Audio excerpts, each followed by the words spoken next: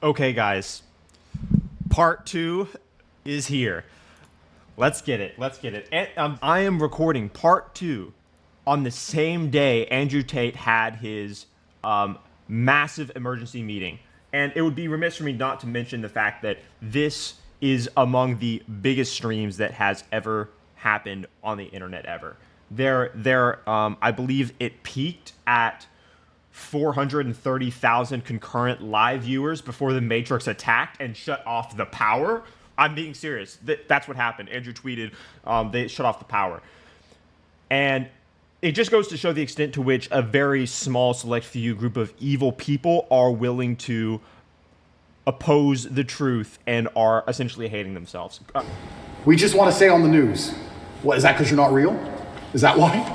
That's pretty convenient. I mean, I thought I was a bad person. Why don't you go to the cops? Oh, because you have no evidence and it doesn't exist? That's why. Are all these accusers in the UK, not even in Romania? Not even in Romania. So Sophie and He Alex... said this on the live stream that he did today in the emergency meeting, where many of these people that are, paid to accuse him are actually just actors. They're just actors, and on top of that, there's basically none of them too. So there are no women coming forward, and the only people coming forward are actors, and it is worrying, because it's not like this is only happening to Andrew Tate because he has personally annoyed some sort of elite Illuminati member or a group of people that control the world. No. The reasons that he's getting targeted are because he is an embodiment of why they're wrong, meaning it can happen to anyone, meaning it can happen to you. If you also are impressive, if you also want to reach the heights that Andrew Tate has reached and you're getting there, you're not actually living free. They laugh, sitting in their chairs thinking, ha, he thinks he's free, but we can do this to him. The concerns of victims, starting maybe noticeably in the Me Too movement, have been elevated to such a degree that to be a victim is a new kind of weapon, because to demonize someone is also a new kind of weapon. And in the 21st century in the West, it is the greatest weapon you can wield against somebody, is to call them a victimizer, is to demonize them against your ideology. That is the greatest threat you can wield against somebody, and that is born from the elevation of victimhood status. Because victimhood status to the radical left-wing regime is equivalent to virtue. It's equivalent to status. It's like a badge. When I'm going to explain something very interesting to you here. When a war veteran comes back from war, and he's a hero, and he did some heroic things, and he gets awarded by the president a Medal of Honor, the radical left, because the way they view the world is stunted and insufficient, all they can see is person getting award for being a victim of something. Let's say he got his arm blown off. But in reality, that's not why he's getting the reward. He's getting the reward because he was heroic. And in the framework of objective values, according to the laws that we all know are true, what he did was heroic. Maybe he jumped over somebody, grabbed someone, pulled them out of the line of fire, right? He was deserving of that. Deserving in and of itself, by the way, mandates an objective framework to determine observing. But because they deny coherence, because they deny objectivity, because to them, objectivity of the moral landscape is intolerable, they only say, he's a victim. So therefore, victimhood gives status. I'm not saying they got this idea from a war veteran. I'm saying that this is how they see the world. So to them, if they can call you a victimizer, a predator, if they can demonize you in a way that is disconnected from reality, doesn't have to be tethered to anything true or real. If they can just demonize you and hold up a victim, then to them, in their minds, that victim is to be believed at all costs. That victim is the end-all, be-all of the conversation. But of course, that's not, because the war veteran didn't receive the medal for being a victim. No, he received the medal for being a hero. And this is also why radical feminists can't tell the difference between corrupt masculine tyranny and just masculine competence. These are two completely different things, two different types of men. But radical feminists and feminism in general tells women that men are toxic, that masculinity is toxic, and as a result, they can't tell the difference between these concepts. Also, they can't tell the difference between these concepts because, as I said before, objective parameters themselves are disputed by feminists who, are incoherent. So That's something that you should understand here. Is what's going on to Andrew Tate is not disconnected from you. It is connected to you, and this could change the course of your life if you don't understand what's going on. And can we reference the tweet you just posted a couple days ago? I want to stay on she Sure. was commenting on Evie. You were going to say something about Evie, what she said 10. So she's claiming 10 years ago or 13 years ago, you guys had the consensual sex the first time. She comes back for the second time around. According to the story, she says she was being... I just got to say this because it's true, and I'm noticing it. The way this conversation is being honestly depicted in a fashion that is in accordance with dialogue and a spirit that suggests, Andrew Tate, you're not by default a bad person, is intolerable to the leftist. If they were to watch this, they would become upset at this moment that the victim is not being given unlimited credence and unlimited belief in their fake story, that Andrew Tate's being treated like a person, and that Patrick Bet-David even dared to say that she came back for a second round, because that does what? It to them, because again, their analysis is insufficient. It muddies the water. It makes it more difficult to distinguish for them who is the victim and who's the victimizer. And this is a false dichotomy, but this is the only way they can view the world. This is the only way they see the world, because their ideology is a stunted belief system. It is warped and deformed, like a deformed, ugly human or a creature. That's what their ideology is. If you could see their ideology, it's like it's all fucked up and shit. It's, limping along. This is why they would become upset when they hear this. This is why the BBC did not operate in this way when they interviewed Tate the first time. your hand was on her throat, strangled me. She was passed out for a minute. And then she came back and she said, I did not approve of the second time having sex after she was passed out. So these stories they're making... Right. Sexual assault, meaning the woman didn't like the sex afterwards. We've heard this so many times. You know, and then she says... Also, this is probably a fake person, though, so let's take everything with a grain of salt. It was consensual. I think last night they aired it on Newsnight, and they said, why are you coming forward now? And I think this actor, the person literally said, because now he's rich and famous. They literally said those words. They're willing to admit their blatant corruption because they aren't expecting to be held to any standards of coherence. They are expecting, as a result of their buying into leftist ideology, that they will be protected from the reach of objective coherence, which is insidious, obviously. That is very disturbing. That's what they said. Oh, because now he's rich and famous, I think it's unfair. It's asinine. I don't understand genuinely how a man can protect himself in the Western world anymore. How can you even exist anymore? If this is what they're going to hit you with as soon as you get to a certain level of influence, there's no man on earth who's safe from this. I said this to my judges. I had a few male judges. I said, they could do this to you.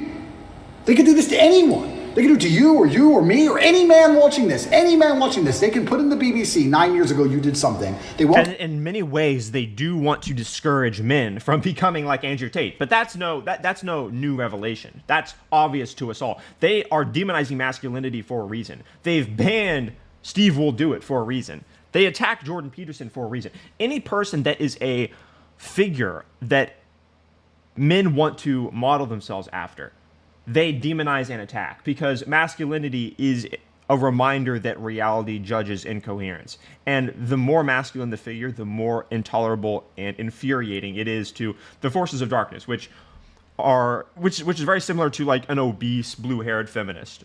You know, that's one manifestation of the forces of darkness, or one agent of the Matrix, if you will. They won't give you any chance to defend yourself because you have no idea what they're fucking talking about, and they will print it on repeat until you lose your job and lose your bank and lose your social media, and then you're going to sit there bankrupt and depressed, and then they're just going to move on from you. And if you don't die, if you're like me, a cockroach who refuses to die, if you sit around and refuse to go away, they're going to make up a new one. It's crazy. And He's describing it so accurately. I think this is incredible because the mainstream media is collapsing. The Matrix is cracking. It's falling apart. And it's good that it's falling apart. It's good that you understand that it's falling apart. But there is simultaneously something else to consider, which is they are going to up their game of corruption. When you can see their fraudulence, when you can see their corruption, all they can really do is increase their corruption, because they become infuriated when you see their virtuous counterfeit and their demonization as equally counterfeit. So all they can do then is become even more corrupt. This is why they quadrupled and doubled down on on the insanity that we saw taking off in 2020. Bullet, and it still takes a year to beat it, and allows them to save face. They're hoping that the world will basically forget about all this. The world's not going to forget. You messed up going after Andrew Tate. And the agents of the Matrix, I'm thinking of Agent Paul right now, said that he wouldn't be relevant into 2023. Boy, was he wrong. This emergency meeting that he did was among the biggest, and it was shut off by the Matrix. So again, it would have grown bigger. The radical left is infuriated that men look at Andrew Tate and see him as objectively impressive because A, it demonstrates to them that men would rather be like him than they'd rather be like them. They'd rather not buy into their lies, and they see them as lies, and they'd rather be like Andrew Tate. And also, they're infuriated by the fact that, remember the word I used, objectively. They're infuriated by the fact that Andrew Tate is objectively impressive.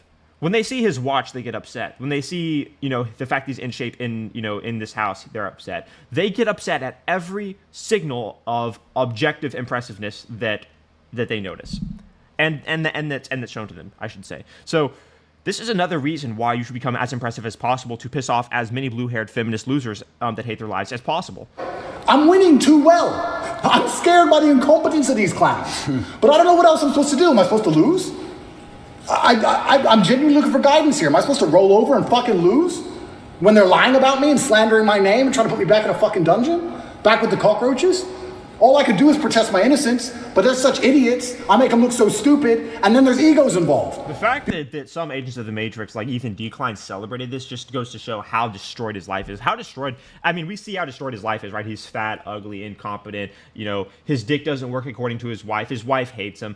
I think she's trying to divorce him too. It's just a disgusting display. But understand how evil these people are. It's really mind-blowing, crazy to see. It's just very interesting to think about, that some people are so driven by hate, and I'm not talking about him. I'm talking about the people that listen to him. The people that listen to him. It's crazy to think that there are people on Earth that are so driven by hate and anger. They hate their lives. They're the one and only life they have on Earth, and they'd rather not improve their lives. They'd rather throw away their opportunity, the story of a lifetime, and not become impressive. And they'd rather hate themselves and live a failed life where their wife hates them and just be fat and lazy. Because if you could ask any man, would you rather be like Ethan Decline or Andrew Tate? They'd all choose Andrew Tate, all of them. Because he embodies everything that men want to be. But it's crazy the extent to which resentment will take over someone's body and mind. And that's what you should understand. When you understand that there are people like that, understand that is the power of resentment and anger. That's the power of Marxism. I accepted that maybe the first month I was in jail. I understand when you have a message which is complicated, and masculinity as a whole is a very complicated tapestry, that the best way to instill it and teach it is to break it down to its core beliefs. So I've evolved way beyond Lamborghinis and chicks, right? But masculinity as a whole is a very complicated tapestry. You need to have the emotionality. You need to have the times you feel like crying and you don't. You need to have the times you can be aggressive. You need to have the times that you can be violent to protect your family. It's very complicated, and you can't teach that, especially to the young generation. Correct. This is why fathers are so important. This is why the black community is suffering, because their culture doesn't allow fathers at all to do this. It's since the mid 20th century, they've incentivized. Approximately the mid-20th century, they've incentivized women to leave men and to break up the family. And they did this very similarly to the same reason they're demonizing Andrew Tate, to weaken society, but they were racist and wanted to weaken the black community. And that's what's happened. And the black community is weakened as a result of not having fathers. This is why the criminality rates of young males raised by single women is sky high. Because the women cannot shape masculinity. They can't contend with it, they can't control it, they can't mold it. Only fathers can do that. Which we've discussed at length, and I've discussed a bunch of times, but it's truly the most crazy thing about all of this is when shit hits the fan, it's exactly the kind of men they hate that they want. Bro, it is crazy to contemplate the level at which people battle ideologies. The way any incoherent position is destined, if not quelled, to be fought at the highest possible levels. I remember when this type of sentiment was going on in 2010, when I was 9. Obviously, I was an incredibly smart 9-year-old, so I was able to perceive things.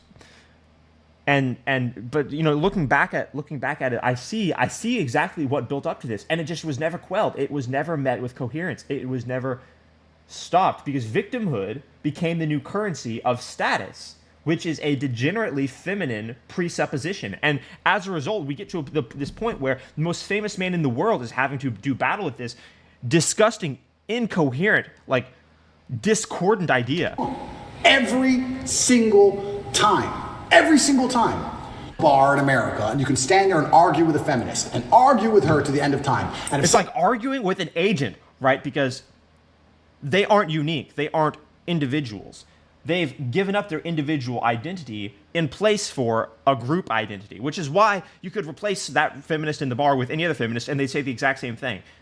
It's a good analogy from the movie The Matrix, but it really is more accurately stated them giving up their individual identity for group identity in accordance with Marxist doctrine. someone ran in there with a gun, she would say, hey, you go. You're the misogynist. You go protect me. Right. The feminist guy who was on my team, I don't want him to go. I want you to go, please. We don't want Dylan Mulvaney on the front lines. Of course not. And it's hypocritical. And it's hypocritical. Can you imagine, dude, the Russian troops looking through the binoculars at the front lines? They see Dylan Mulvaney like applying lipstick. What the fuck, dude? We've already won the war. There's just charge. Dude, oh my god, that's funny. I do believe that in history it's always been the same. I believe it's always been a select group of good men who are up against evil. And I think they've always been outnumbered, and it's always been difficult, and they've always suffered.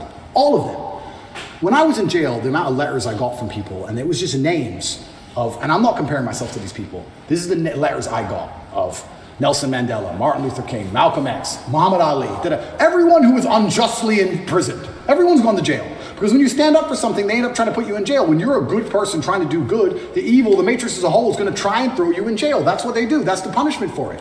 And history's always been... Andrew Tate is more influential than all those people. There, I said it. It's true. Even Martin Luther King.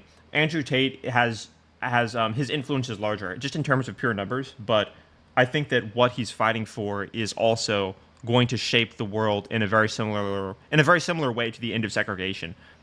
Because the denial of masculinity and the demonization of masculinity is a denial of reality itself. That's the reason why this is so important. It is an admittance of operating in a world where, you know, when you demonize masculinity, it's the admittance of operating in a world where you would rather throw away truth, you'd rather throw away the ways you can tell up from down, and throw away your ability to create things in exchange for a resentful, hateful existence. Jail. Sometimes I sit there and I got books on my desk. I'm like 50 books behind, and I like to read. I know you don't talk about reading a lot, but I like to. I'm 50 books behind. But I bet if you're in a place where you're in jail, you're forced to think. You're forced to, Andrew, you don't have the phone, you don't have the computer, there is no emergency podcast. Yeah. Go away and think. You're sitting there, you're like, okay, family, kids, you know, what it's really all about. Yeah. Those decisions, when you think about your kids, does it influence you to say, oh, what are you doing this? You know, what a true warrior, what a true hero. A true warrior and true hero puts his purpose above even his own family, which is the reason why he has the family in the first place. This is something that average people don't understand. Normal people listening to this don't relate to that. They're like, what do you mean? What do you mean? I remember one time, I won't say who, a person close to me asked me about Socrates. He said, when they confronted Socrates with the poison and said, drink this or you're going to be banished, and Socrates said, I'd rather drink it. What if they had, and this person said to me, what if they had said, let your daughter drink it instead? And as if that would change Socrates' answer. Men that put truth first are doing something for reality that weak men don't understand. They're saving the world. They're standing up for something that is the most important thing. You see this reflected in everyone's behavior that is the greatest person of all time. Pick the greatest person of all time in a given area. It doesn't matter if it's a religious figure. Doesn't matter if it's a fighter, a revolutionary, a conqueror, a king. All of them had a greater purpose that they put first, and we know them as a result for that. They changed the world. I was the most famous man in the world, and every man on earth was listening to me, and I was really making a difference, but I got scared. I don't think I can live with it. I don't think I can live as a coward. I'd feel like a pussy. I just feel like a wimp. And sometimes, inside of men, that's all it takes for us to do the most stupid things there is. The idea of feeling like a coward. A man will run into a burning building to not be a coward. Right, think about that. If the world was purely feminine, and then you encountered someone that was like that, they would look at that as absolute, retardation. Or they think of it as this person has some sort of mental problem. But no, this is what built the world. Men running into burning buildings, having that instinct to build things. Oh, there's a problem, let me fix it. Oh, there's this, evil tyrant, let me confront him. There's a dragon, let me slay it. That's the sort of thing that built the world. And if masculinity was replaced by femininity, or worse, degenerate femininity, femininity degenerates into degenerate femininity if it's not remediated by masculinity, by the way, so they're similar. But that being said, the world would not get built if there wasn't this if masculinity didn't exist. So understand that when they call it toxic masculinity. No, you're just degenerate. You're a reality denying fool, and you're running from something, probably multiple things actually, and more than likely you are part of the left wing cult of identity politics. If the firefighter, they go, there's children in there, and the whole building's on fire, it's like, well, I can't be a coward. Oh, fuck it. And you'll risk your life. Exactly. It's something that's built inside of us, honor and pride. It's something that should be. Should be. Some men don't have it, and you can tell that they're broken. And these are the type of low-value men that no one wants to associate themselves with. And I'll tell you, at the highest level of collaboration, you don't want to work with these men either, because they don't stand for anything, and they are unpredictable and weak. They're worse than lazy. They are fragile. Obviously, I joked about it. You're the most Googled woman on earth. You know, that was based on your Twitter profile. You know, Nina Turner comes out and says, if somebody says they're a woman, not a tough concept. Your response is, I'm a woman, right? You do that. And you've left it on Twitter. Yeah. Right. Tell us why. Because I am. It's so easy to invalidate their incoherent statements. It's so easy. All you have to do is use simple logic. That's what he did.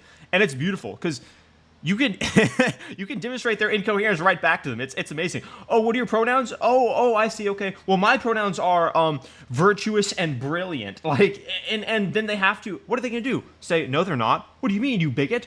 Oh my God, are you invalidating my experience? Oh my goodness. Like, bro. And then what are they gonna do? They're gonna be like, I'm so sorry. Yes. Brilliant is virtuous. I don't know. You know what I mean? The fact that you can so easily invalidate it and force people to sound absurd. That's the best part. A guy that's like super big, you know, like tall and massive can be like, excuse me, that's she, her. Like that's amazing. If you control what someone says, over time, you'll control what they think. You don't think what you don't say. It's very hard to live a life for 8 years, if you're lucky, and think things and never say them ever.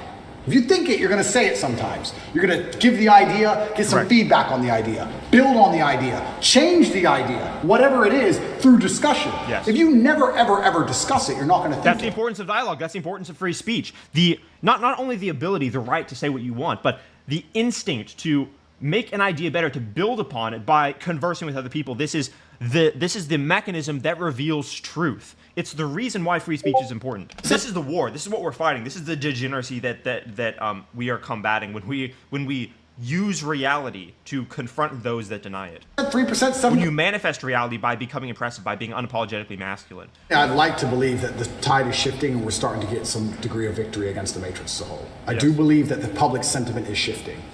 However, the fight is long and it's very, very difficult, because I agree with what you're saying.